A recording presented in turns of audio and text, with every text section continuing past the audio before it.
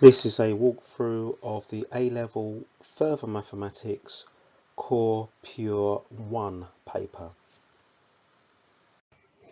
Question number 1.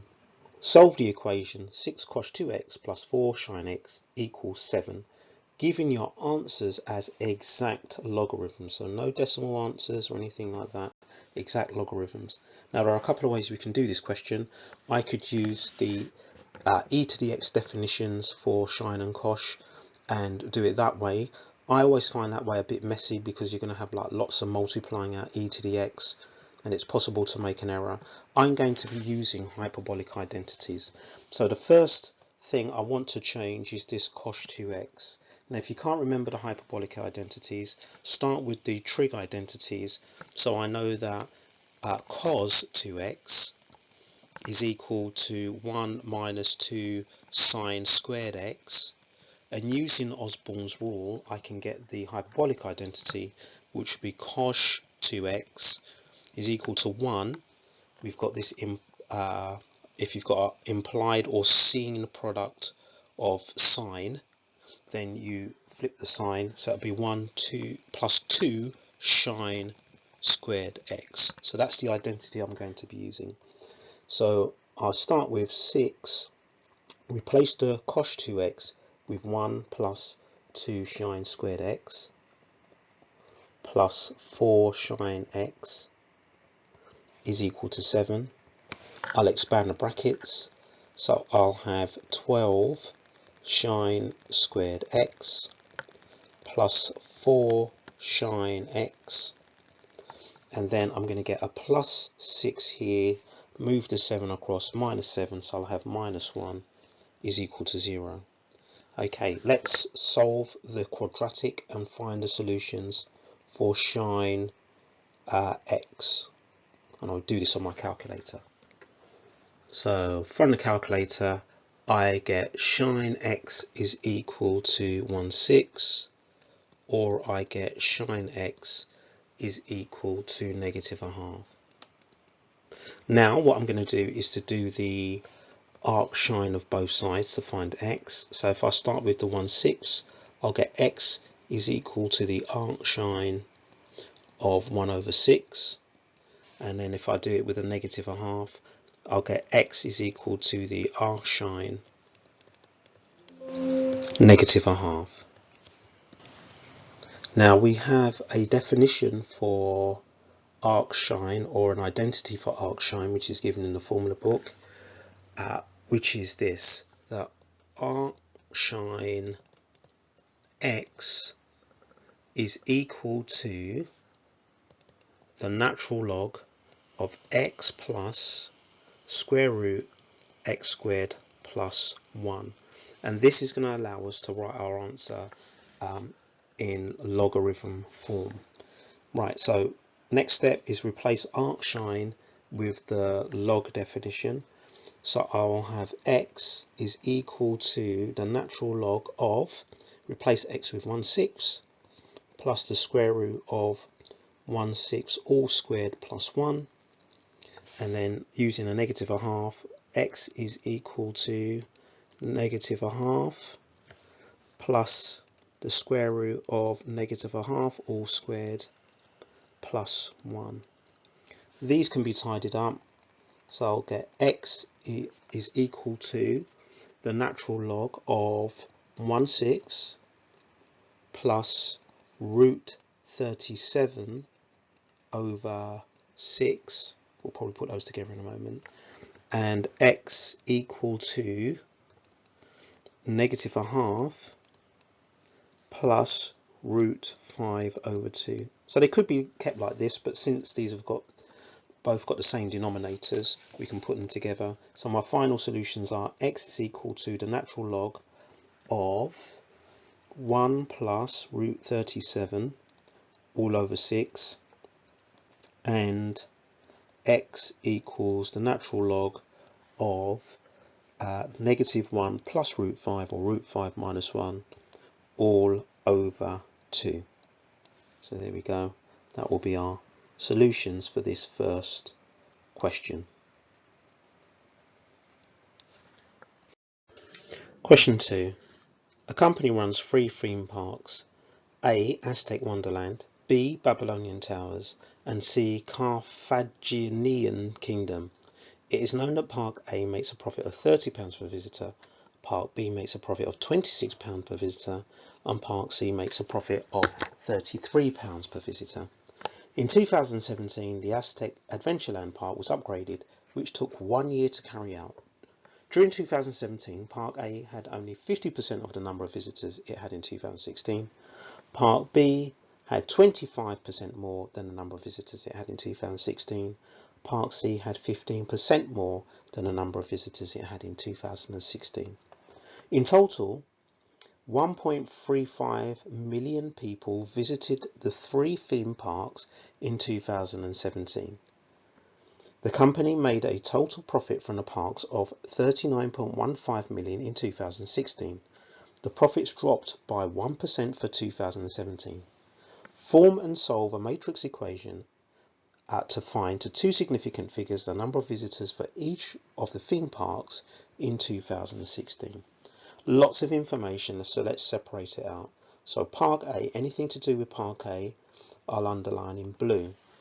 So they made they make £30 per visitor, and the number of visitors they had in 2017 was 50% less than they had in 2016. Babylonian Towers, well, that makes a profit of £26 per visitor, but the number of visitors they had increased by 25% from 2016 to 2017. And then Park C, Carthaginian Towers, well, they make £33 per visitor, and it had 15% more visitors in 2017 than 2016. Let's define some variables. So X is going to stand for the number of visitors to Park A in 2016. Okay, and then for Park B, I'm going to be using the letter Y, and for Park C, I'm going to be using the letter Z. So this represents the number of visitors in these parks in 2016, which is what we want to find. So we need to find or form 3 sets of equations which we can then use in our matrix. So the first equation that I'm going to form is going to be based on profit. And this is going to be profit for the year 2016. Right, so how was that profit made up? Well, for Park A it was £30 times the number of visitors, so that would be 30x. And then for Park B it was £26 per visitor, so 26y. And then for Park C it's £33 per visitor. And that's going to be equal to the total profit that was made in 2016.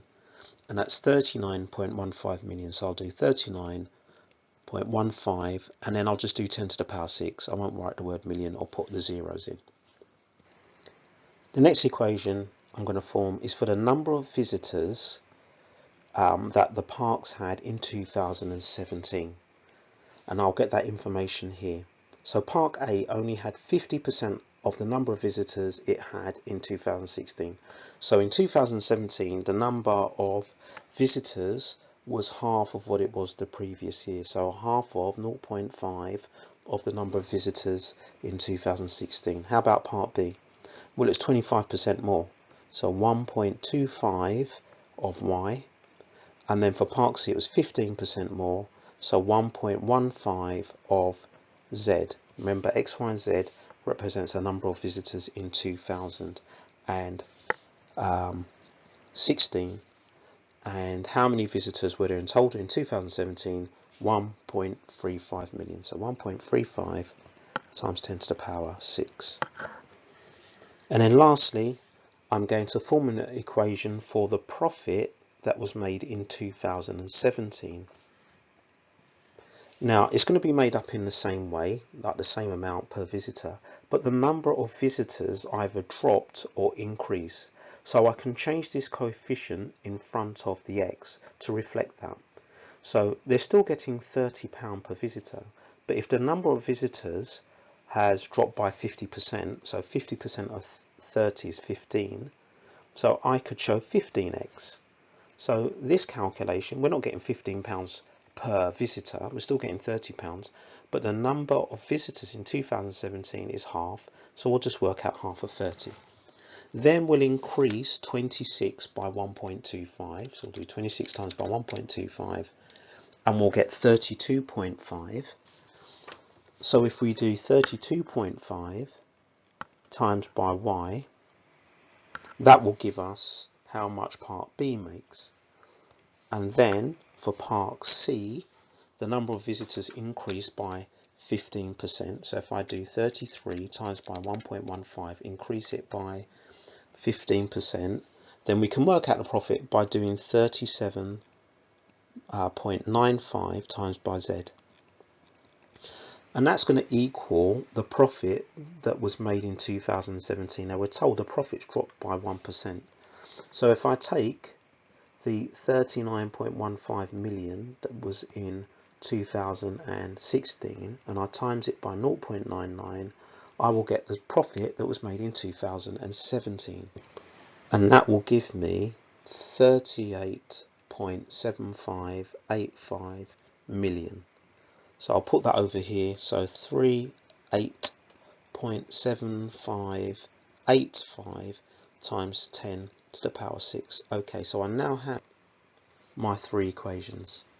So first one for the profit in 2016, a second one for the number of visitors in 2017, and a third one for the profit in 2017.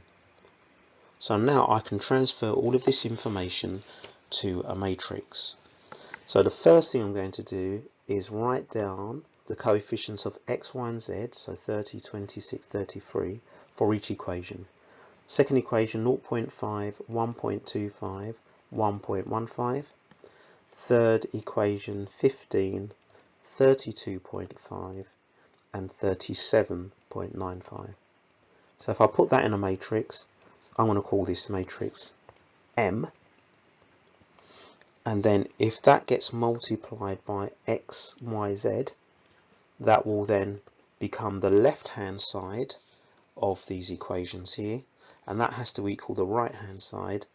So on the right-hand side, that will be equal to 39.15 times 10 to the power 6, 1.35 times 10 to the power 6, and then 38.7585 times 10 to the power 6. If we want to solve for m, I need to multiply by n inverse on the left. So that means I would need to multiply by the inverse of m here. Then that means these two effectively cancel out. You'll get the identity matrix, and multiply by m inverse here. So I now need to work out n inverse. Now you wouldn't be expected to work this out manually, so you would do this on a calculator. So m inverse, and I'm just going to type all of this into my calculator and then work out the inverse. Now although I'm writing this matrix out, you don't need to, because actually all of this could be done on your calculator. Once you've typed in what the matrix is, you can then just do the inverse of it and times it by this matrix here. But I'll just write it down for reference so you can see what the numbers are. Right, so the numbers are here for reference, but as I said, what you would really do on your calculator is type this matrix in, maybe call it matrix A, and then do the inverse of that and times it by matrix B, which you'll define as this. And when we do that, so I'll write down the actual calculation here. So it's the inverse of this matrix here. Let's call this one A, just to make things nice and straightforward rather than write the whole matrix out. So I've done multiply those two matrices together, and these are the values that I get for x, y, and z. So x is equal to 4 100,331.7576. Then for y, I've got 593,257.413, and for z, I've got 350,010. I'm missing a 5 out, so 355,010.7434. So now I'm ready to give my answers to two significant figures. So we don't need the whole thing. So I'm looking at the first two digits and then deciding how I'm going to round. So the number of visitors. So number of visitors in 2016. Right, so Park A, to two significant figures, had 400,000 visitors. That's my top value, my X.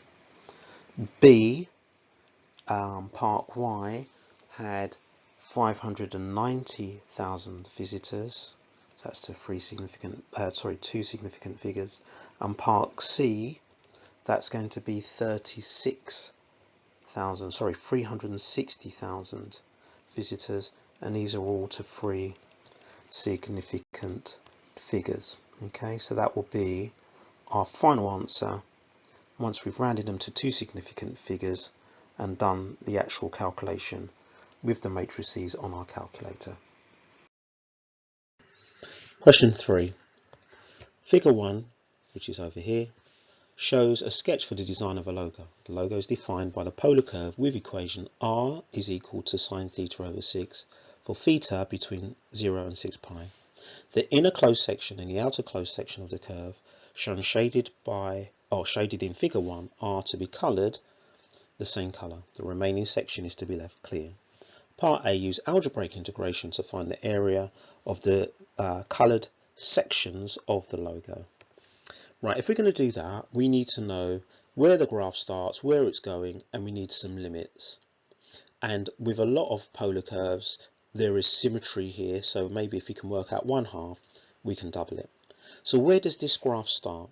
Well, it starts when theta is 0, so sine 0, which is 0, so it starts at the pole. And sine 6 theta over 6, so the last value of theta here, would be basically sine pi, which is also 0, so we finish at the pole. So we're starting and finishing at this point here. So let me just do a little arrow pointing to that. That's where we start and finish. Now we need to think about what happens to that graph, where it's going as theta increases. Now as theta increases, r is going to increase, so we're getting further and further away from the pole, and because r is increasing, we're going around in this anti-clockwise direction. And I don't know if you can see it, but it's like a spiral spiraling out. So I'm going to put some arrows on here so you can see where it's going. So we start here, we go around in this direction like this, we're spiraling out, and then what's going to happen when we get to this point, we're going to be on the outer loop. So we're on the outside now, working our way out, because theta is still increasing and r is increasing. Now if you think about the graph of sine, it increases up to pi over 2 and then decreases. So what's going to happen here, I'll change colour, is as we go around a second time, we're going to spiral back in as r decreases. So we've got a spiral out, and then they cross over and we spiral back into the middle. So I'll just trace that out. So we're with the little pen here, we're starting here, we spiral out to the outer loop, round the outer loop, and then the spiral starts getting smaller, and then we spiral back in to the inner loop here. That's going to help us with the limits, knowing where this graph is going. So now we know what the graph is doing. Let's look at what integrations we're going to need to find this area. Now just a reminder, if you want to find the area enclosed by a polar curve, then it's half the integral of r squared d theta, and our limits we'll call alpha and beta. So these are going to be angles. Right, so let's start by finding the area inside this curve here.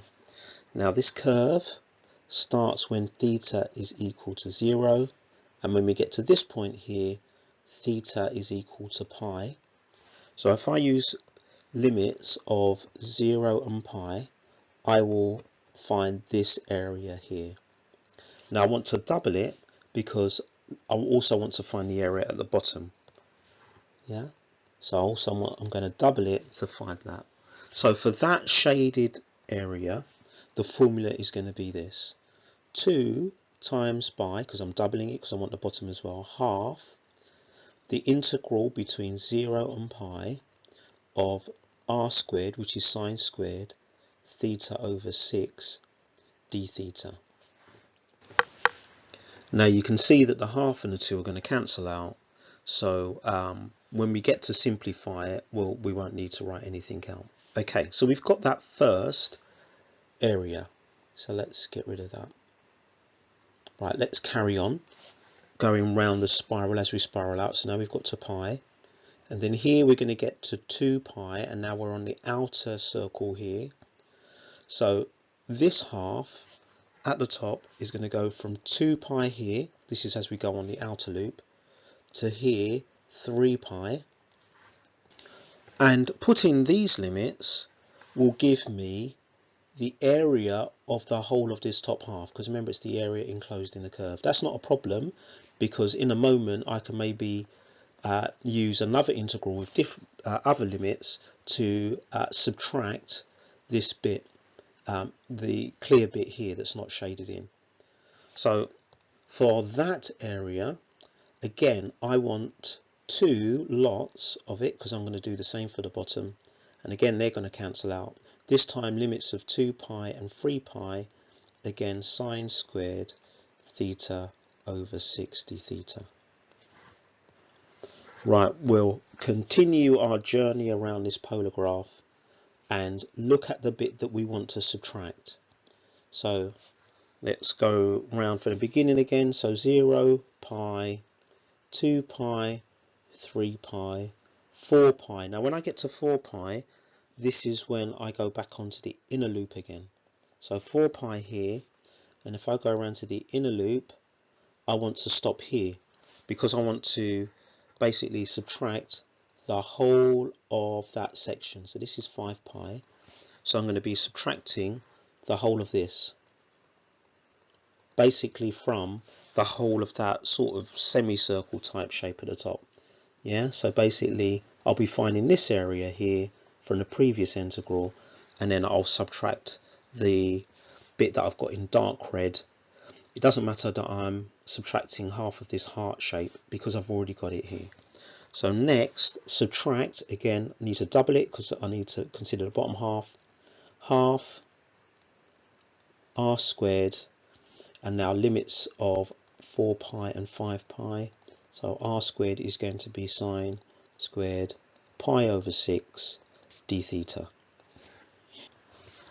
Now I need a trig substitution that I can use to change this sine squared to something that's going to be much more straightforward to integrate, and this is where we can use the double angle formula. So just as a reminder, cos 2 theta or 2x is equivalent to 1 minus 2 sine squared theta, and if I rearrange for sine squared theta,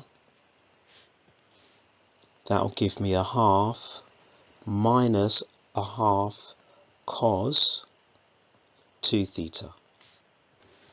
So the substitution I'm going to use, and I'll write it down here, is going to be replacing the sine squared theta over 6 with half minus a half, and remember this angle is double the sine angle, and that'll be theta over 3. So cos theta over 3. Right, so let's now put that in and simplify. Now the 2 1/2s here are going to cancel out. And then what I'm also going to do is when I write the integral out, I'm going to take the half over to the other side of the integration sign. So now what I have is a half between the limits of 0 and pi of 1 minus cos theta over 3 for the first one, d theta. So that's my first integral done. Second one, again, the half and the 2 cancel out. So I'll bring the half over, and then I'll have now limits between 2 pi and 3 pi, 1 minus cos theta over 3 d theta, and then I subtract from that, again bringing the half over like this, and limits of 4 pi and 5 pi, and it's the same thing again, 1 minus cos theta over 3 d theta. Now all of these integrals, when I work them out, are going to be the same, so let's integrate that with respect to theta, and I'll just put it in a different colour over here. So the 1 will become theta, and then the minus cos theta over 3 will become minus 3 sine theta over 3. So that's just using the reverse chain rule because the inside is linear. So all of my integrals are going to become this. So I'll write those down, and then what I'll do is I can actually put the limits straight in. Now I'm going to take half outside of the brackets because every integral has got a half in front of it. So I'll probably need a couple of sets of brackets here. Right, so we have theta minus 3 sine theta over 3, and we're doing that between limits of 0 and pi. So I think I will need another set of brackets, bigger brackets for the whole thing, and then plus the next one, again theta minus 3 sine theta over 3, and those limits will be 2 pi and 3 pi, and then minus, actually I didn't need brackets here, did I, in that first one, just around the angle there, yeah, and then minus, again theta minus 3 sine theta over 3, and those limits are 4 pi and 5 pi, and close the brackets because all of this is going to get multiplied by a half. Okay, so from the substitution in the first part here, that's going to give me pi minus 3 root 3 over 2 minus 0, basically. Okay, so minus 0. Right, now I'll need another set of brackets here like this. Now we need to add to that what we're going to get when we substitute into the second one here. And actually, to save a bit of space, I won't put the minus 0 in, so I don't need those extra brackets. Yet the second substitution here, what that's going to give me is 3 pi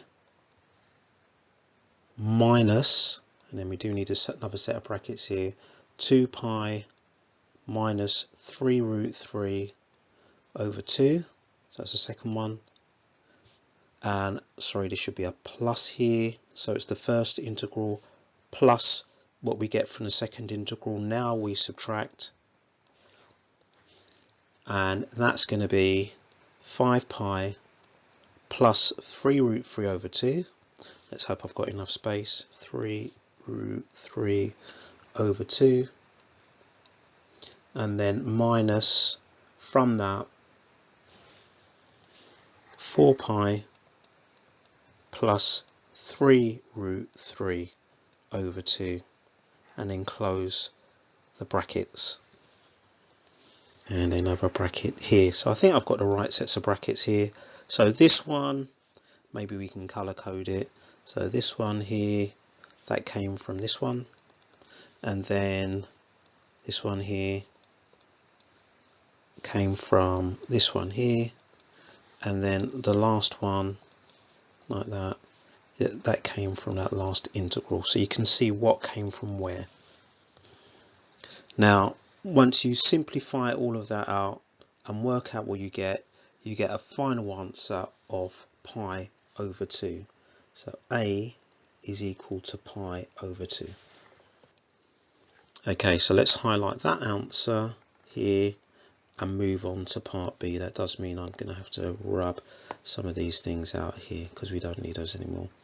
Okay, so part B, let's see what it says. A copy of this logo is to be painted on a white wall of a building such that the total width of the logo is 12 meters. Tins of coloured paint with an advertised minimum coverage area of 30 meters squared are to be used to paint the coloured section of the logo onto the wall. Given that 2 coats of paint will be needed, what we need to do is to find the minimum number of tins of this paint that should be bought to ensure that the coloured section of the logo can be painted onto the wall. So we've been told that the size of the logo in real life is 12 meters, like this. What we need to do is to work out what is the width, sorry, not the length, what the width of this logo is in terms of R. So we need to find the values of R at these 2 points and use that to find the width of the logo. To find the value of R, we need to know what theta is. So remember, we start here, so 0, pi, right, okay, when we get to this point, we're at 2 pi. Right, so I can use 2 pi or 4 pi or 6 pi. Let's use 2 pi. That will give me the value of R at this end. So 0, pi, 2 pi, then we go to the outer part over here. Right, so at this end over here, a value of 3 pi or 5 pi, not 5 pi actually, because 5 pi will take us back inside to the inner loop. So 3, 4, 5 will be back in there. So yeah, using a value of 3 pi will give us the value of R here, and then we can use that to find the width of the logo. Right, so when theta is 2 pi, R is sine of 2 pi over 6, and that gives us a value of root 3 over 2. So that's telling us that the distance from the pole to this point here is root 3 over 2. And when theta is 3 pi, R is equal to sine 3 pi over 6, which gives us 1. So that's telling us that the distance from the pole to the opposite side there is 1. So we now have the width of the logo in terms of R, and that width is going to be 1 plus root 3 over 2. Now we can use the width in terms of R and the actual width to work out what the scale factor of enlargement is. So that would be 12 over the 1 plus root 3 over 2. We can use this to find the area factor. So remember, that's the scale factor squared. So that would be 12 over 1 plus root 3 over 2 all squared. Now if we take our area factor and times it by the actual area, that will give us the new area, the actual area of the logo. Remember, this is the area of our curve here. We've worked out the scale factor, got the area factor, times that area factor by the area that we've worked out. That will give us the area of the logo to be painted in real life, the one that's actually 12 meters wide. But because there are 2 coats of paints, whatever area we have, we need to multiply it by 2. So it'll give us basically like the total area that needs to be painted. That gives us a value of 129.9203 and so on. And then from this value, we can work out how many tins of paints, the minimum number of tins of paint that are needed. Each tin of paint covers 30 meters squared. And remember what we've got here. This is the area of the logo in meters squared because we've scaled it up. So if you divide it by 30, you're going to get like 4.33. Obviously you can't buy 0.3 of a tin, so you'll need more than 4 tins 5/10 should do the job. So we'll just do there 129.903 whatever. We've divided it by 30. We get 4.33. So that means 5 tins of paint are going to be needed to paint this fantastic Polargraph logo.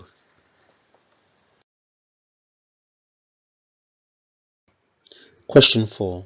We've got here what we call a piecewise function, which means for different values of x we have different functions defined, and it says that k is a positive constant. We're told that the area between the curve y equals f of x and the positive x-axis is a quarter, and we need to show that k is equal to 1 over log a, where a is a constant to be determined. Right, now first thing is, if we look at this second function and what it's defined for, if I write it the other way around, you'll see it's actually defined for x is greater than or equal to 3. Because we have the area, and that area is given as a quarter, we know that the area between the curve and the x-axis is a quarter for both of these functions. One function which is defined between 0 and 3, and another one which goes off to infinity starting from 3. So the actual problem boils down to this: an integration between the limits of 0 and 3 for k over x, x squared plus 6 dx, plus another integral between the limits of 3 and infinity for k over x squared minus 4 dx, and the total of those two areas is a quarter. Right, now for the first integral here, we can use this standard result where the top is pretty much like the bottom differentiated and it becomes log of the bottom. There will be some k adjustments. So I'm only for now going to be looking at this integral, the first part, and then I'll deal with the second part separately. Okay, so since I've got x squared plus 6 at the bottom, if I want it to be the top to look like the bottom, I need to x at the top. That means to make it all balanced, I will need to put k over 2 on this side. What that means is I can straight away just apply the result. When you get your integral to look like this form, then you can just apply it so without having to go back and check whether the answer is right or not. So you've got k over 2 natural log of the bottom, and that's going to be x squared plus 6. Since we've got limits of 0 and 3, I can put the k over 2 outside, and we'll put those limits in, and that will give me k over 2 times by, so we'll put the 3 in first, so natural log of 3 squared 9 plus 6 15, so log 15, so this is all in brackets, and then put the 0 in, so that will just be log 6, so minus log 6, and that could be simplified to k over 2 log 15 over 6. So basically this bit here is what I get for this integral. Okay, I'm now going to move on to the second one. Now this one is an improper integral because of the limit of infinity. So let's move on and look at how we're going to do this. So we've got 3 and infinity as our limits, and I'm trying to integrate this k over x squared minus 4 dx. Now there is a result in the formula book that I can use for this, and it's what I've written down here. Yeah, it matches this if I make a equal to 2, and if I move the k over to the other side. Okay, so because we've got this improper integral, I guess the first thing I might want to do is I want to work out the limit as t approaches infinity of an integral where I'll replace the infinity with t, and let me adjust it so it's all in the right form. So let's put the k over to the other side, and then limits of 3 to t, and then I'll write this as 1 over x squared minus 2 squared dx. So now we have, doing the integration, k outside of the brackets, and then we can just apply the rule. Remember, a is 2, so here we're going to have 1 over 4 log this. Okay, so let's put the 1 over 4 that I'm going to get from this outside the brackets as well. So outside of the brackets I can put k over 4. So I've just combined the k that I have from here and the quarter I'm going to get from here, 1 over 2 times a. Remember, a is 2. And then in the brackets I will have the natural log of x minus a, so x minus 2, over x plus a, so x plus 2. My limits are 3 and t. So now I'll substitute in the 3 and the t. So natural log of, so I'll have t minus 2 over t plus 2 minus the natural log of 3 minus 2 over 3 plus 2. So the second part here will just become 1 over 5. And remember, I'm still trying to look and see what happens.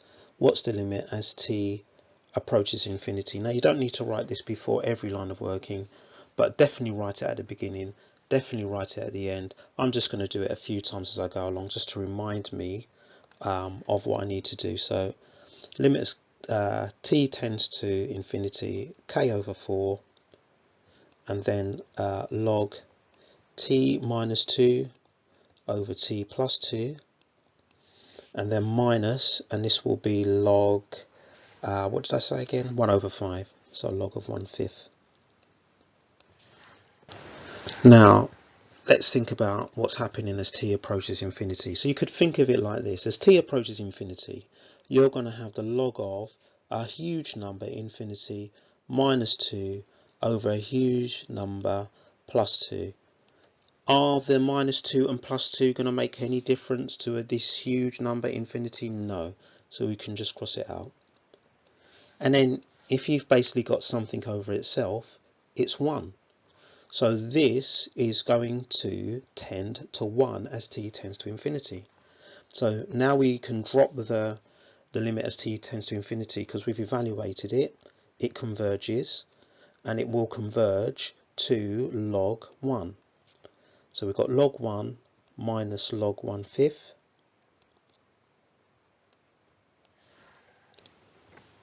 Now, since log 1 is 0, what we're left with is negative k over 4 natural log 1 over 5. So this answer here is now what we got for this part here. We can now put these two parts together and then see if we've got a chance now of working out what k is. We need to get it in this form. Right, so we have that k over 2 log 15 over 16, sorry, 15 over 6, not sure where I got 16 from, it is a 6 there, 15 over 6 minus k over 4 log 1/5 is equal to a quarter. Right, all of these logs here need to be combined. Now, how can I do that? Well, we can take out a factor if I write this as 2k over 4, which is a half, and then put the 2 as a power here, like that. That's this 2. Then I also get another k over 4, which allows me then to put these two logs together. So I'll have k over 4 outside the bracket, or in front of the log, and then it will be log 15 over 6 squared minus, so this can all be factorised, log 1/5. That still equals a quarter. So now what I can do is put those two logs together. So I've got k over 4 is the natural log of 15 over 6 squared divided by 1/5, and that is equal to a quarter. So if I now work out this fraction over here, 15 over 6 all squared divided by a fifth, that's 125 over 4. So I've now got k over 4 log 125 over 4 is equal to a quarter. I can then multiply both sides by 4, so the 4 is gone, and rearrange basically to make k the subject. So k will equal 1 over the natural log of 125 over 4. So we've now got this in the format that they want, and the value of the constant a there, we'll write it down, is 125 over 4. Okay, so a little bit of manipulation with logs, but we've now got it in the form that they want. And we've got answer all highlighted here. Nice little question, I like that one. Question 5. Figure 2 shows a sketch of a shelter against a wall. The shelter consists of two rectangular wooden boards, OABC, which is at the front here, and BCDG, which is like this part, sloping part, looks a bit like a roof, which can be modelled as parts of planes. Board OABC is vertical and parallel to the wall, and the ground may be assumed to be horizontal. Points E and F are at the foot of the wall, directly below D and G respectively. The length OC is 0.8 meters, the length OA 3 meters, and the board OABC is 1.2 meters away from the wall. The points D and G are 1.5 meters above the ground. So everything that's described up here is actually already given in the sketch figure 2. To model the shelter, take O as the origin. So I'm going to take this point as the origin here. So let's write down what that coordinate is as a column vector. I'll do the rest in a moment. Take the I vector to be in the direction OA. So that's going to be in this direction. That's the vector I. J in the direction OE. It's going to be there. And K in the direction OC. So these are unit vectors because it says they're all 1 meter long. So I, J and K. Let's improve that J there. And then let's look at what we're actually asked to find. So part A is asking us to find an equation of the plane BCDG, given your answer in the form R dot N is equal to D. So the first thing I'm going to do is to write down what all of the other coordinates are of these vertices in as a column vector. Right, now they're all labelled up. There are a couple of ways I can do this. I'll go through both. The method I'm going to use is to find the Cartesian equation of that plane and then use the Cartesian equation of the plane to get it in the form R dot N. That's fairly straightforward to do. So vector equation of a plane, which I can use to form a Cartesian equation of the plane, is going to be a point in the plane A plus a scalar lambda plus a vector in the plane B, and then plus mu, another scalar, times by another vector in a plane which is non-parallel to B. So I want to find two non-parallel vectors which are in a plane. Now I've got lots and lots of choices. I could do like CG, BD, DG and so on. But I think I can minimize my working if I choose point C in forming those two vectors. That there are two zeros here, I'm going to have more zeros in that vector, less working, and it'll make things easier. Okay, so I'm going to start by doing the vector which goes from C to B. So that will be point B, which is 3, 0, 0.8 minus C, which is 0, 0, 0.8. Okay, so that will just become 3, 0, 0. So see, we've got a nice straightforward vector. Using C again, I need a non-parallel vector, so I've got this vector here. Why not do the vector that goes from C to D or D to C? So I'm going to do D to C. Now doing it this way around is going to avoid negatives, the same as choosing it this way around rather than doing CB, BC, I did CB, but again, this could be any sort of multiple of this. So if they were all negatives, I could just times it by -1. Any multiple of a vector is a vector in the same direction. Right, so point C, which is 0, 0, 0.8, and then I subtract from that 0, 1.2. So actually I'm not avoiding any negatives, so that's not a problem. I'll just flip the signs around. So I've got 0, minus 1.2, and then negative 0.7. So let's just find an equivalent vector to that. So we'll just do 0, 1.2, 0.7. Right, so I have basically now my point or vector, which I'm going to put here for B, this vector here, which I'm going to put in for C, and then for A I can use any point in a plane. I'm going to use the point C to do that, because C, again, because it's got all these zeros in it should be fairly straightforward. Right, so I will have, in the right colour, black, R is equal to A, so that's going to be 0, 0, 0.8, plus lambda times by 3, 0, 0, plus mu times by 0, 1.2, 0.7. Like that. Now what we can do is R can be replaced with the Cartesian point x, y, z. So I've got x, y, z is equal to, and then I'll put all of this stuff here in one vector, one column vector. So I will just have 3 lambda at the top, then I will have 1.2 mu next, and then I'll have 0.8 plus 0.7 mu.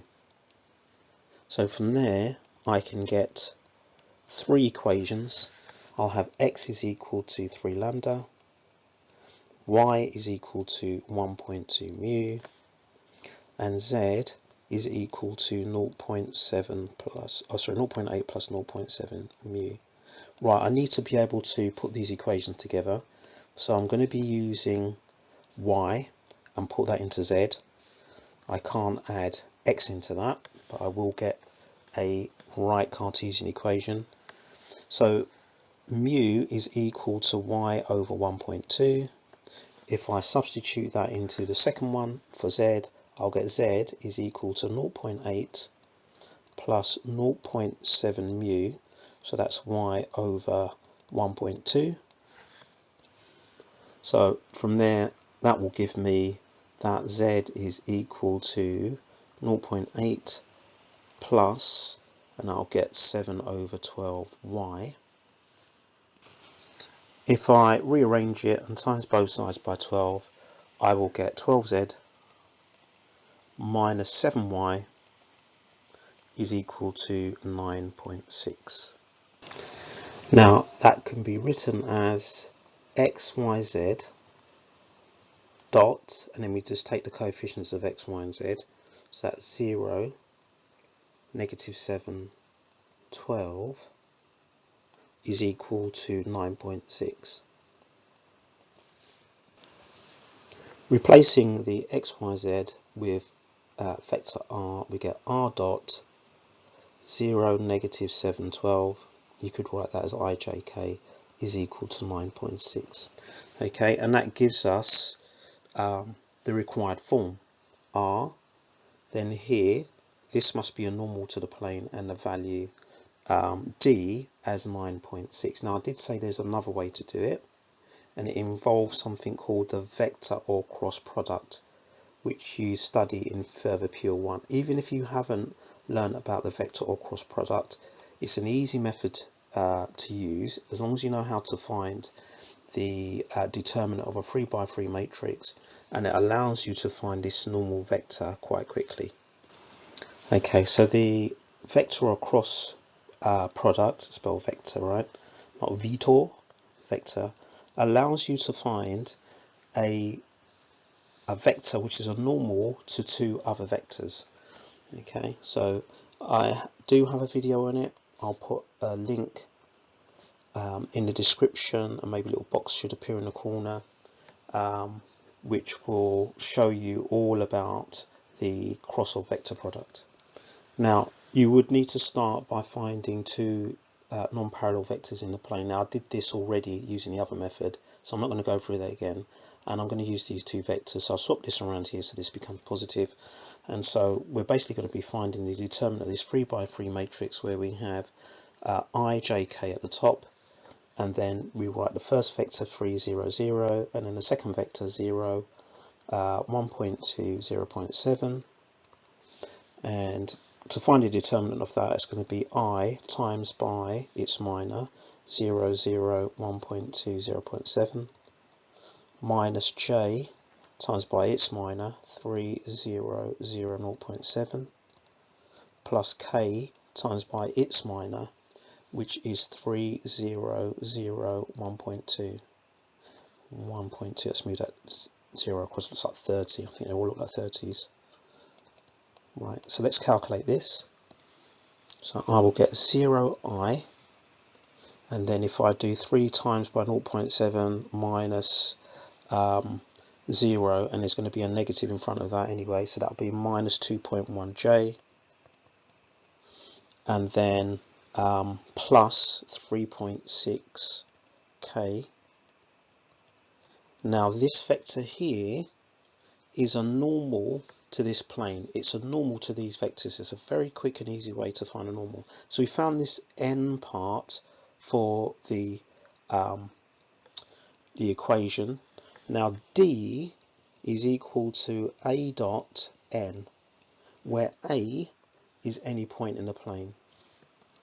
So if I picked the point C in the plane, that would be nice and easy. So D is going to be equal to A, and I've chosen 0, 0, 0.8, dot the normal, and that normal is the one that I've just worked out, so 0, negative 2.1, 3.6, and that gives me 2.88. So now we have our equation. So R dot our normal, which is 0, negative 2.1, 3.6, is equal to 2.88. And this is an equivalent answer to the previous one. I think if you times everything in this answer by 10 over 3, you get this. Remember, there's an infinite number of answers as long as the vectors are multiples of each other, and D is the same multiple that you multiply the vectors by, they're equivalent. So this is a different method to find the equation of that plane. In order to support the roof of the shelter, one end of the pole is attached to the ground at the centre of the rectangle OAFE. So right in the centre here. And the other end to a point on the roof. Modelling the pole as a rod, part B, find to the nearest millimetre the shortest length for the pole. Now to do that, we're going to use this formula here, which gives us the shortest distance, which is a perpendicular distance between a point and a plane, where alpha, beta, gamma is the point and the plane is written in this form. So that's why I've written down the answer from part A, and I've written it in Cartesian form, because we're going to need it to substitute into all the values for n1, n2 and n3 into here.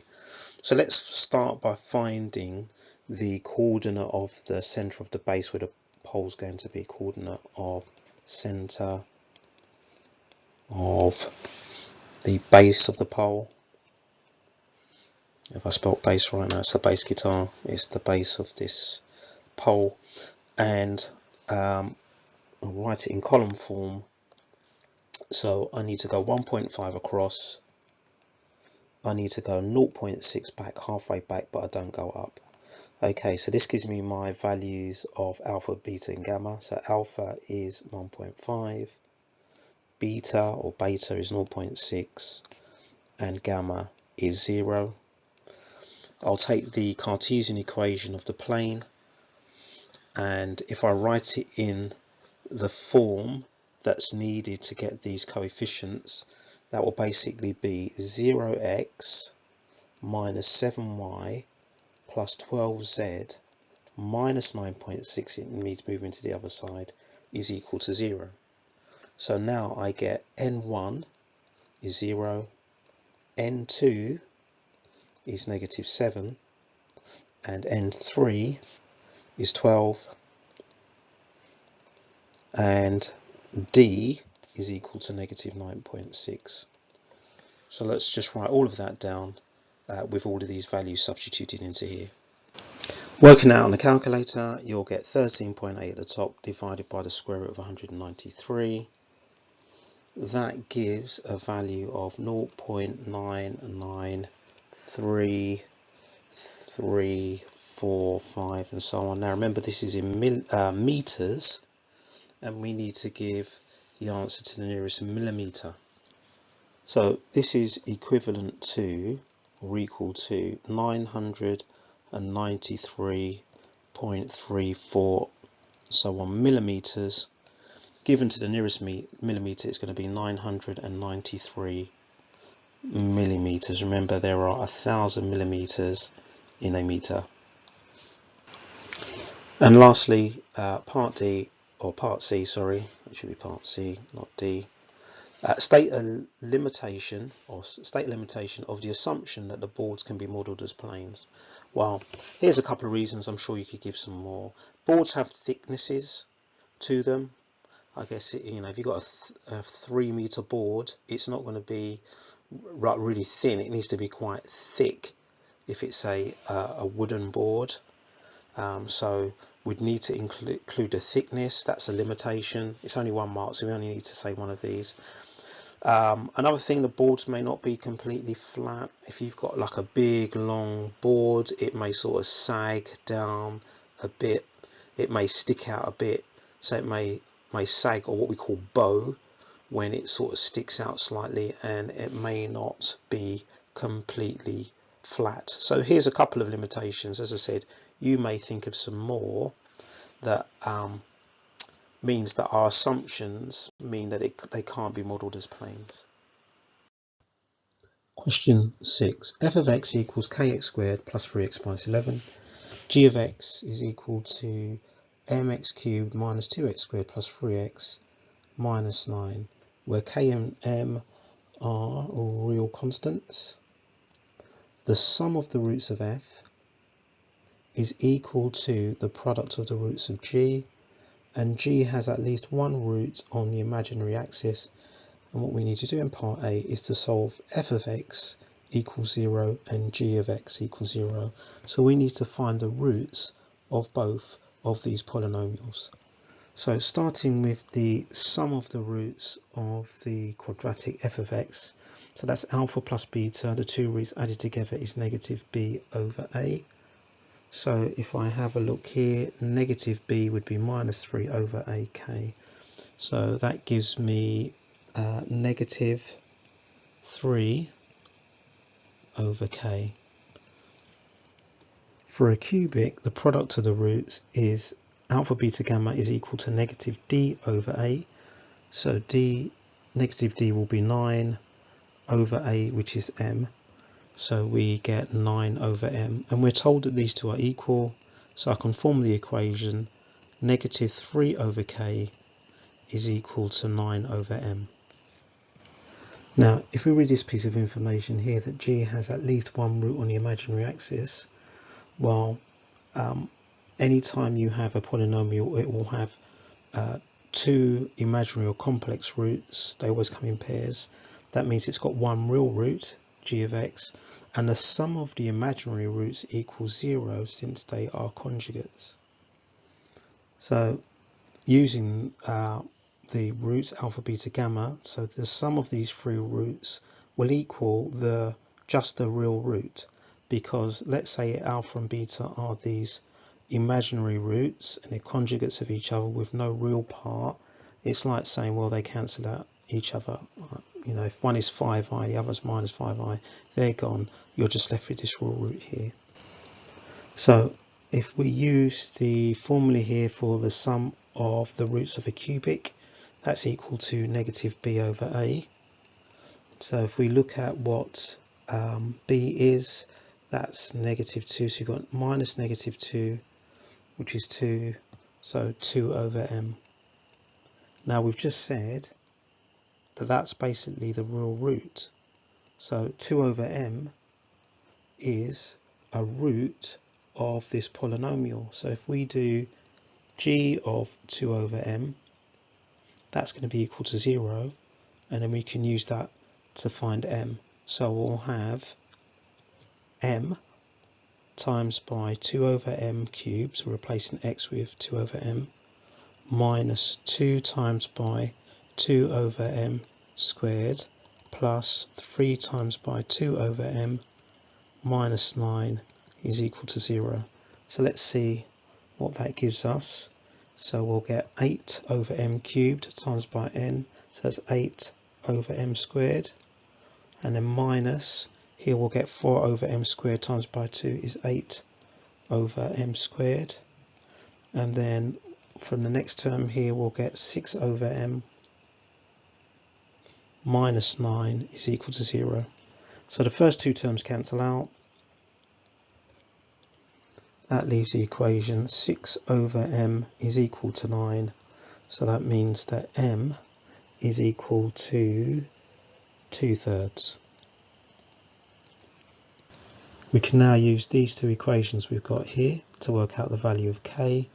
And then once we've got the value of k, we can then solve this quadratic and find its roots. So solving those two together, we get k is equal to negative 2 over 9. So that means f of x is equal to negative 2 over 9 x squared plus 3x minus 11. We want to solve that equal to 0, which we can do on our calculator. So that gives us 27 plus or minus 3 root 7i all over 4. So I'll write those solutions here. Maybe I'll split the real and imaginary part up. So you've got 27 plus 3 root 7 over 4i, and then the other root 27 over 4 minus 3 root 7 over 4i.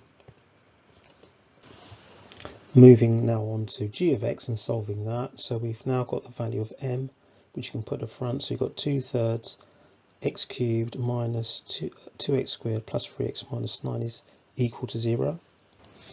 Now, a few things I'm going to do. First of all, multiply the quadratic by 3 to turn the coefficients into whole numbers. So I'll get this here.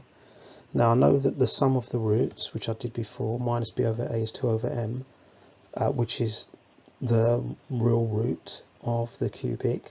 Now I've worked out m is 2/3, so if I do 2 divided by 2/3 I get 3. So 3 is a root of this cubic. That's going to allow us to factorise it. So I know that one bracket is going to have x minus 3.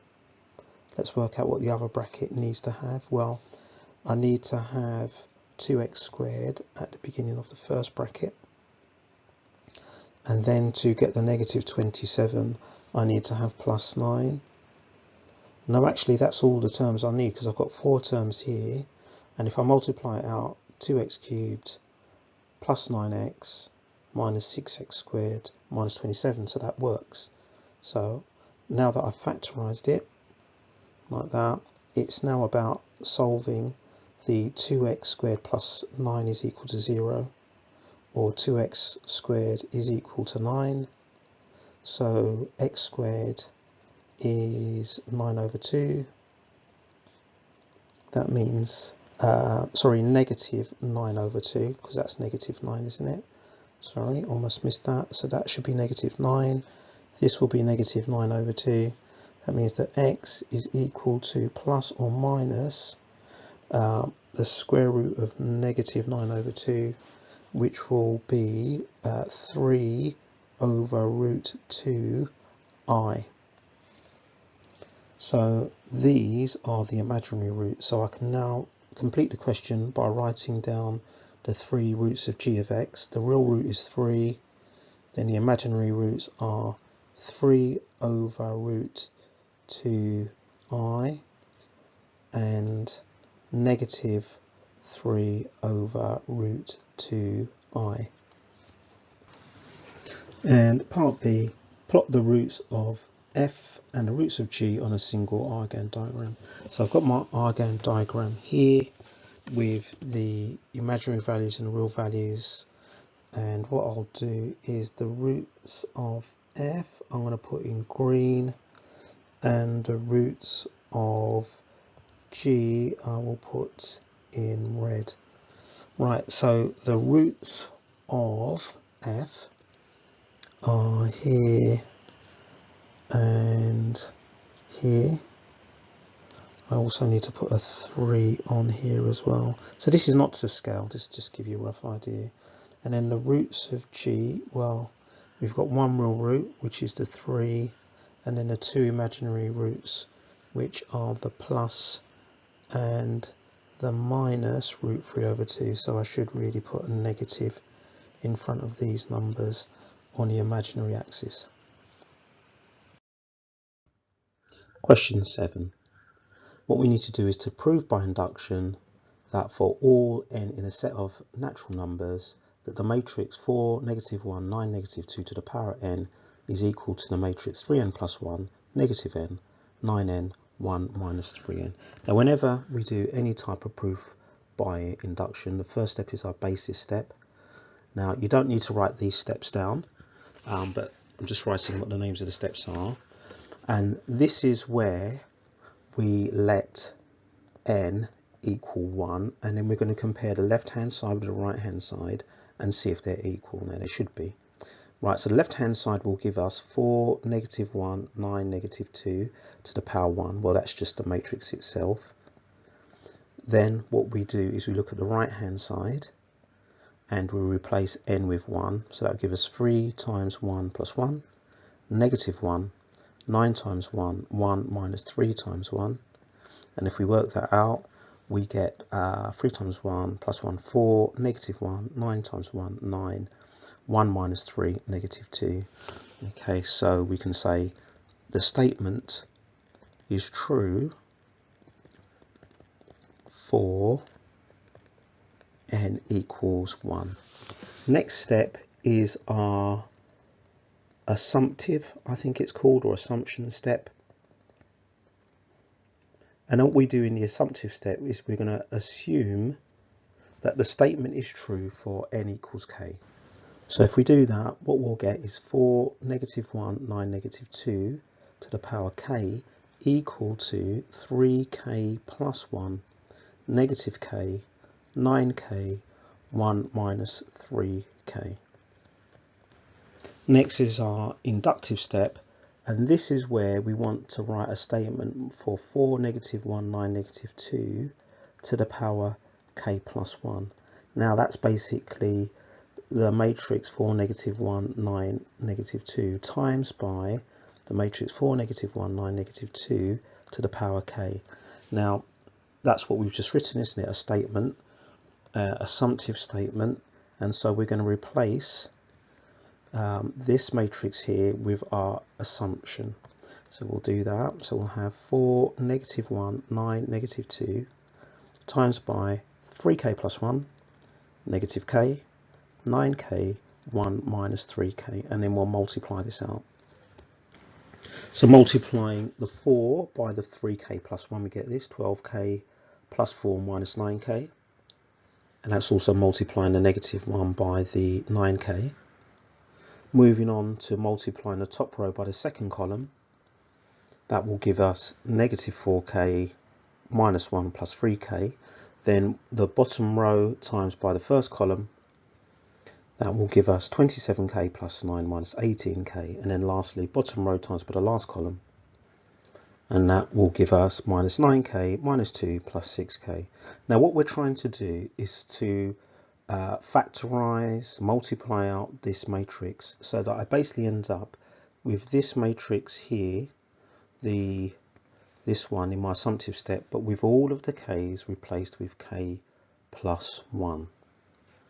So simplifying the matrix that I had written here, I get this matrix. So can we write it like this matrix with k plus 1? I think we can. So we can write it as 3, replace the k with k plus 1, plus 1. So we'll just check that these are equivalent to each other. So you get 3k plus 3 plus 1, yep, 3k plus 4. We'll move on to the next one. So I should be able to write that as negative k plus 1. And that gives me negative k, negative 1. Yep, so that works. Let's just move this over a bit. I'm going to need a little bit of space for my conclusion. And then if I look at the bottom row here, can I write this as 9k plus 1? Yes, I can, because that'll give me 9k plus 9. And then the last one, can I write it as 1 minus 3 and then k plus 1? Yes, I can, because if I expand the brackets, I'll get negative 3k, negative 3 plus 1. Yep, so that works. So you can see that all of the k's are now replaced with k plus 1, which is what we wanted. So you can finish this off now by writing our conclusion. Well, just concluding this inductive step here, and we can say that the result is true for n equals k plus 1. And then we need to say, since it's true for n equals 1, and if true for n equals k, then true for n equals k plus 1, thus by mathematical induction we must mention that, then it's true, and this upside down a just means for all n in the set of natural numbers. Part 2. Consider a statement. N squared is less than 2 to the power n for all n in the set of positive integers. A student attempts to prove this statement using induction as follows. So their response is here in this box, and live 4 has been highlighted. In part A it says, show by a counterexample that the statement is not true. So by a counterexample, we just need to find one example where it's not true, the statement falls down. Best way to do this, not randomly try values of n, start with the smallest value of n and work up.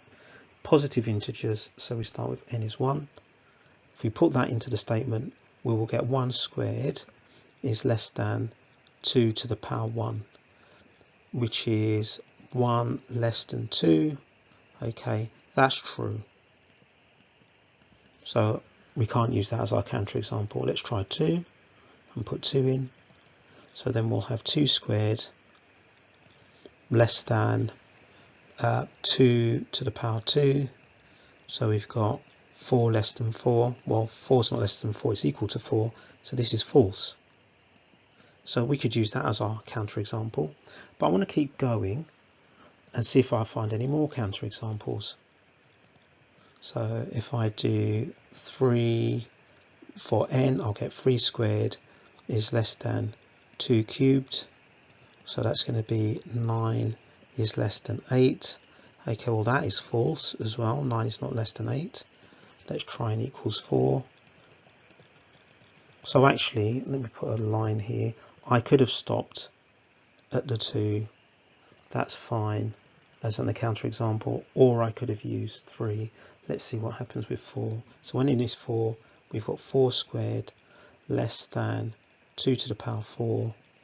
So 16 less than 16. That is also false. So that could have worked as a counterexample because 16 is not less than 16. It's actually equal to 16. But let's see what happens as we continue increasing n. So here we'll get 5 squared less than 2 to the power 5. Okay, so now we've got 25 less than 32. Okay, that's true. Let's try 6. See what happens. So 6 squared less than 2 to the power 6. So 36 less than 64. That's also true. Now what's going to happen is from this point onwards, all of these statements are going to be true, because the numbers on the right hand side, the powers of 2, are going to get bigger more quickly than the square numbers, because the powers of 2 are going to double. These numbers are doubling each time, but when you go to the next square number, it's not double the previous one. So this side, the left hand side, the square number is not going to get as big. So it looks like then for all values of n greater than 4, we've got statements which are true. But that may be useful later on. But for now, this will be my counterexample for that part 2. Okay, moving on. Given that the only mathematical error in a student's proof occurs in line 4, identify the error made by the made in the student's proof. So line 4 is here. Now the problem isn't on this side here, it's with this statement here. They said this statement is true here for k all positive integers, and we've just shown that it's not for all positive integers. So we just write that in words. The statement 2k plus 1 less than k squared is not true for all positive integers, or you could say it's not true for k in a set of positive integers. Moving on to part C. Hence determine for which positive integers the statement is true, explaining your reasoning. Okay, so first of all, we've shown that the statement is true for n equals 1. That's what we did at the beginning. And for n greater than 4. So when n was greater than 4, 5, 6 and so on, it's true for the reasons I explained earlier about this side doubling and then these square numbers not doubling, so they're never going to be as big as these numbers which are doubling. So that means that 2k plus 1 less than k squared is only true for k greater than 3. Now where did I get that from? If we look up here, yeah, this statement comes from the original statement we're trying to prove. This side over here must be greater than 4, even if we're adding 1. So if k plus 1 has to be greater than 4, k itself here, this number needs to be greater than 3. So we end up with a number bigger than 5 squared. So that's where the k greater than 3 comes from. So we can then conclude that the statement is true for, and we can write it this way, k is all positive integers except when k is 2, 3 or 4. Question 8. A large container initially contains 3 litres of pure water. Let's underline that. So the initial amount of water, which is pure water, is 3 litres. Contaminated water starts pouring into the container at a constant rate of 250 millilitres per minute. So that's going into the container. And you may assume the contaminant dissolves completely. At the same time, the container is drained at a constant rate of 250 millilitres per minute. The water in the container is continually mixed. The amount of contaminant in the water pouring into the container at time t minutes after pouring began is modelled to be 5 minus e to the power negative 0.1 t milligrams per litre. Let m be the amount of contaminant in milligrams and in the container at time t minutes after the contaminated water begins pouring into the container. First part of part A, what we need to do is to write down an expression for the total volume of water in litres in the container at time t. So I'm just going to use this to help me here, that the total volume of water, what we need to work out, is equal to the initial volume. Now the initial volume is 3 litres plus the volume in. Now the volume in is given here and it's 250 milliliters per minute. Now this needs to be changed to litres because the 3 is in litres, so plus 0.25 T because it's going in at that rate per minute, minus the volume out, and the volume out is 125 milliliters per minute, so minus 0.125 T. Now we can simplify that and we'll just get 3 plus 0.125 T.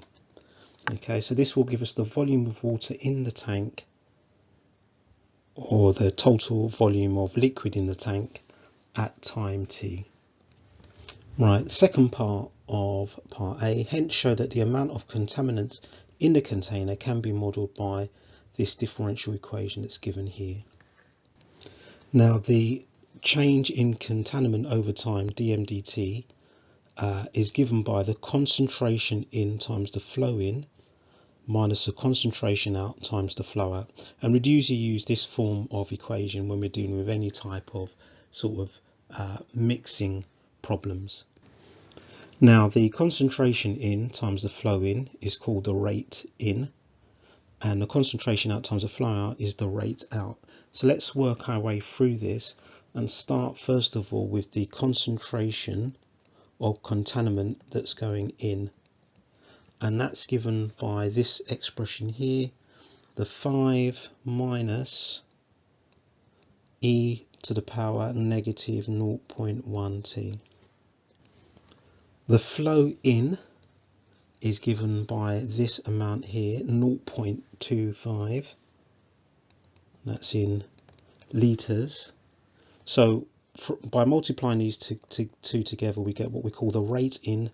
So that's going to be 0.25 times by 5 minus e to the power negative 0.1 T. Now for the concentration out that's leaving the container, well, that's the amount of contaminant that's in the container, which is M, divided by the total liquid that's actually in the container, which is 3 plus 0.125 T, which we calculated in part A. Because we're told in the question that as soon as the contaminant goes in, it's mixed exactly like fully in that container, then M is going to be the amount of contaminant that's actually in the container. Its concentration is given by the amount of contaminant in the container divided by the total amount of liquid that's in the container. Then last we've got the flow out, and the flow out is given as that 0.125 here as it drains out. So we'll write here 0.125. So that gives us the rate out as these two things multiply together. So that's 0.125 times by M over 3 plus 0.125 T. So now we'll put these together. So we have dm dt is equal to the rate in. So the rate in, let's highlight it, is going to be this here. So 0.25 times by 5 minus e to the power negative 0.1 T minus the rate out, and the rate out, let's highlight that, is this part here. So we need to subtract all of that. So minus 0.125 times by M over 3 plus 0.125 T. Now this first part here, I could write that actually as basically just over 4, because now I've got a quarter of something. So then that matches up with what we've asked for. So 5 minus e to the negative 0.1 T over 4. Then if I put this part at the top of the fraction, the 0.125 at the top, and I times the top and the bottom by 8, so times the top by 8 times the bottom by 8, then that would make the top just m, and the bottom times by 8, well, 3 times by 8 is 24, plus, and then a 0.125 t times by 8 is just t. So we'll get the result that they want as required. Now when you do these types of questions, always write all of this stuff out here. Concentration in, flow in, rate out. Do all of that before putting it into the differential equation. Don't just try and write things down without explaining where they've come from. Part B. By solving a differential equation, find an expression for the amount of contaminant in milligrams in the container T minutes after the contaminated water begins to be poured into the container. So this is a first order differential equation, and we're going to solve this by using the integrating factor, which means first of all rearranging it into the form so that I can then identify p of x, which I'll use to find the integrating factor. Now the formula for the integrating factor is normally written in terms of y and x. I've changed it to m and t so we can see the form that we need to get. So dm dt, and then next to it needs to be a function of t times by m, so that needs to be this term here, the m over 24 plus t, so we'll add that to both sides, so plus m over 24 plus t, and that's going to be equal to the function of t, which is the 5 minus e to the negative 0.1 t all over 4. So the bit that matches up with the p of t, which I need to do e to the power, an integral of that, is 1 over 24 plus t, because basically you could write this as 1 over 24 plus t times m, and that's what I've got here, e to the power of the integral of 1 over 24 plus t. That will just be the natural log of 24 plus t, log of the bottom, because the bottom differentiator gives you the top 1. So then my integrating factor is just 24 plus t. Once we've times both sides of the original equation by the integrating factor, then on the left hand side we look to use the product rule in reverse. So when you're looking for u and v, so m differentiated would be dm dt, and 24 plus t differentiated would give you 1. So the u and v parts are the m and the 24 plus t. So the left hand side came from differentiating with respect to t, 24 plus t times by m, and then the other side doesn't change for now, so 5 minus e to the negative 0.1 t over 4 times by 24 plus t. The next step is to integrate both sides with respect to t, so just write an integration respect to t, and then what happens on the left hand side, that the integration and differentiation will cancel out, so that just leaves me having to integrate the right hand side. Now the next step, all that I've done is taken the 4 over to the other side of the integral side, so I've got a quarter, expanded the bracket, so that's the 5 minus the e part times by 24 plus t, and I get this. Okay, now first term integrate, no problem. Second part integrate, no problem. Third part integrate, no problem. However, when I come to this part here, to integrate this, I'm going to have to use integration by parts. So let me just do that working separately. I'll do it in a different colour so you can see that that's just the working for this, and then it's going to be added on to the end of my working. Right, so using integration by parts, I'll choose u as t, that means du dt is 1. I'll choose dv dt as the other part, the e to the negative 0.1 t, and then when I integrate that, so I divide by 0.1 t differentiated, so I'm dividing by negative 0.1, I get negative 10 e to the negative 0.1 t. Putting that into the integration by parts formula, I'll get uv, so uv, that's here, minus the integral of v du dx, okay, which is here. Now notice I've got minus here, so let's just make it a plus, like this. And we could also move the 10 over as well, make things a little bit easier for us. So plus 10, and take this 10 out, and just have the e on the other side of the integral.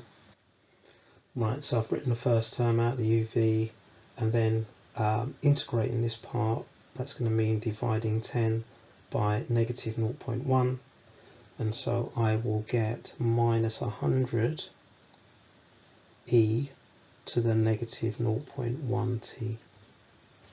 Okay, and just as a reminder that this is the integral of just this part here. So now I'm ready to write down like the whole result of that integration. So I've got a quarter, and then I will do 120 integrated, which will become 120t. So I'm going back to here.